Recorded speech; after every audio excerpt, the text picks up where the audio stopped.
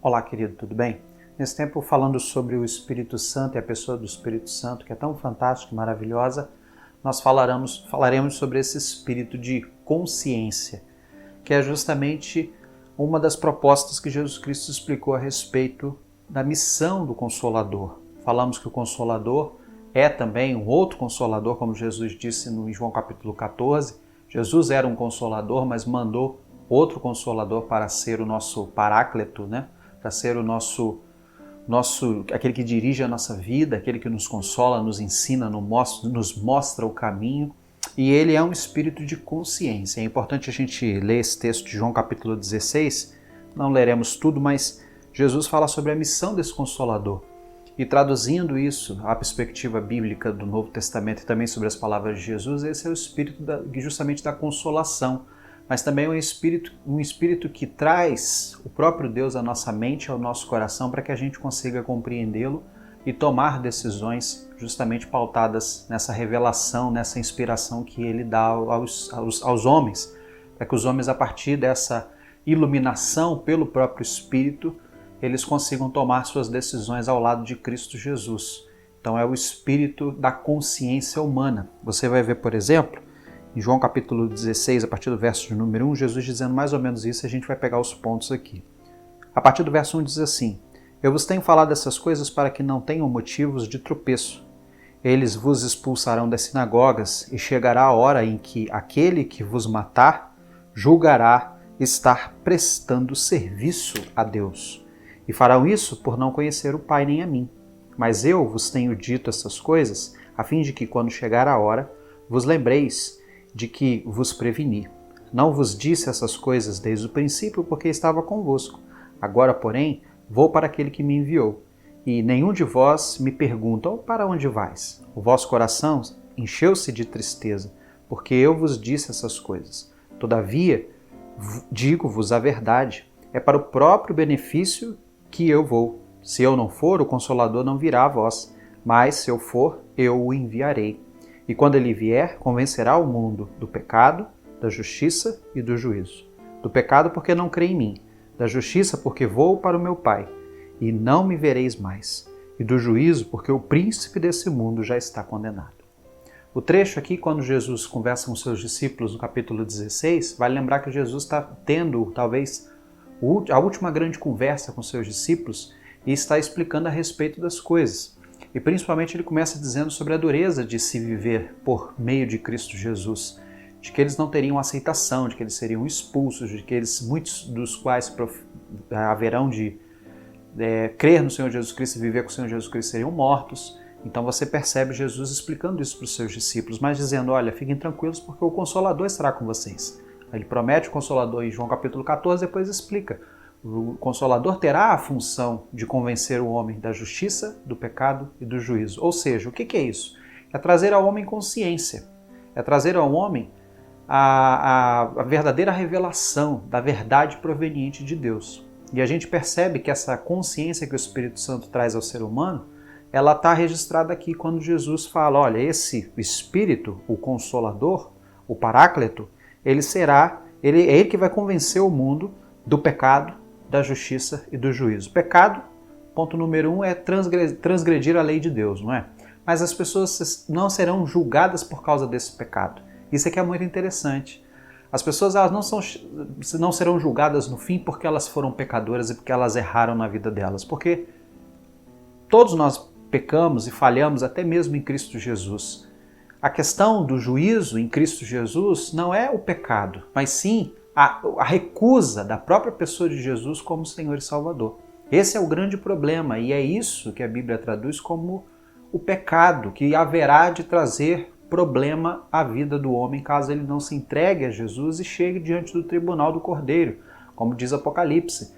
Todos nós, sem Cristo, haveremos, e que em Cristo também haveremos de comparecer ao trono do Cordeiro. E lá o que será julgado? Será julgado as pessoas de acordo com João capítulo 3, quando a partir do verso 17, Jesus vai dizer, conversando com Nicodemos: e o juízo sobre o mundo será: a luz veio ao mundo, mas os homens preferiram mais as trevas do que a luz. A luz se referindo ao próprio Cristo. O pecado que é problemático a salvação do indivíduo e o que o Espírito Santo vem justamente trazer consciência a nós, é justamente o pecado de rejeitar a Cristo, rejeitar a sua mensagem, rejeitar Ele como Senhor e Salvador. Esse é o pecado que levará o homem à condenação. O pecado que jaz em nós, como nós falamos sobre processos do Espírito, sobre processos de salvação, que a gente fez uma série de reflexões falando sobre essa salvação de Cristo Jesus, ela já nos justifica, por exemplo, já tira de nós a culpa do nosso pecado em Cristo Jesus. Mesmo que continuemos pecadores, infelizmente.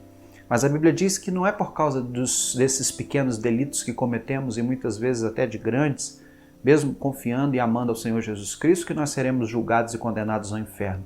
É a rejeição a Cristo Jesus que, infelizmente, nos tira da graça e nos tira definitivamente, eternamente, da morada celeste. Então, a função do Espírito Santo é mostrar esse pecado específico. É mostrar, sim, que nós somos pecadores, que nós carecemos de Deus todos os dias, de que nós estamos afastados de Deus, como Paulo diz, destituídos da glória de Deus. Mas a função primária do Espírito Santo é trazer essa consciência no que tange a o pecado maior que o ser humano tem diante de Deus é recusar a salvação oriunda do seu Filho. É recusar a própria pessoa do Filho de Deus como Salvador. O segundo ponto é a justiça. E lembra que a justiça é uma justiça perspectiva de Deus.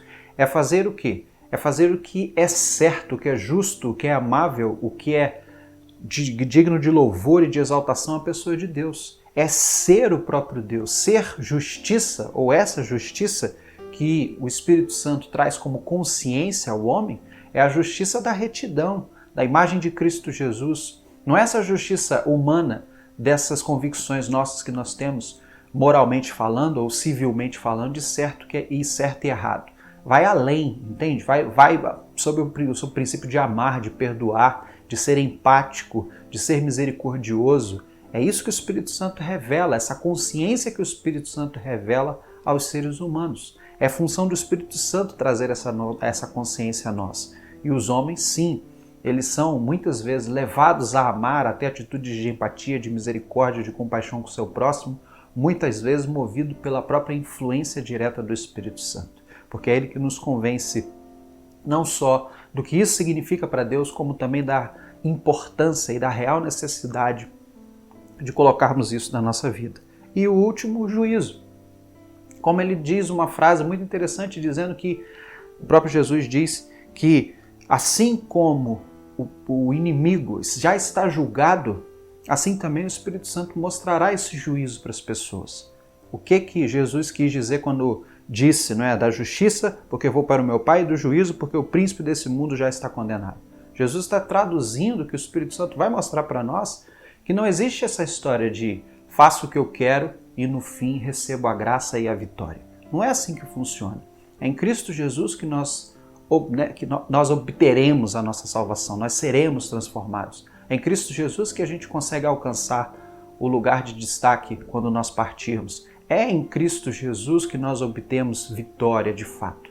E assim como o inimigo, por ter sido, como a gente estuda na Bíblia, por exemplo, textos que falam sobre o inimigo querer ser igual a Deus, como Ezequiel 28, dizendo que o inimigo quis usurpar o lugar de Deus, quis se assentar no trono de Deus, e por causa disso ele foi julgado, já está sentenciado, já está condenado, só ainda não foi preso e aniquilado de uma vez por todas, como diz o livro do Apocalipse, quando será jogado no lago de fogo. A Bíblia diz que essa proposta de juízo sobre o que é praticado acontecerá também. E por isso que o Espírito Santo ele mostra e revela isso para nós. Olha, existe sim um juízo sobre todas as coisas que fazemos. Existe sim um julgamento sobre todas as coisas. E nós precisamos entender que assim como o inimigo foi julgado, nós também haveremos de ser julgados. Só que em Cristo nós somos absolvidos. Então a gente aprende na Bíblia que se nós estamos em Cristo, nós somos nova criatura, as coisas velhas passaram e eis que se fizeram coisas novas. E nesse momento novo que a gente vive, a Bíblia diz que nós não teremos mais um juízo. A gente só julga o condenado, a gente não julga o inocente.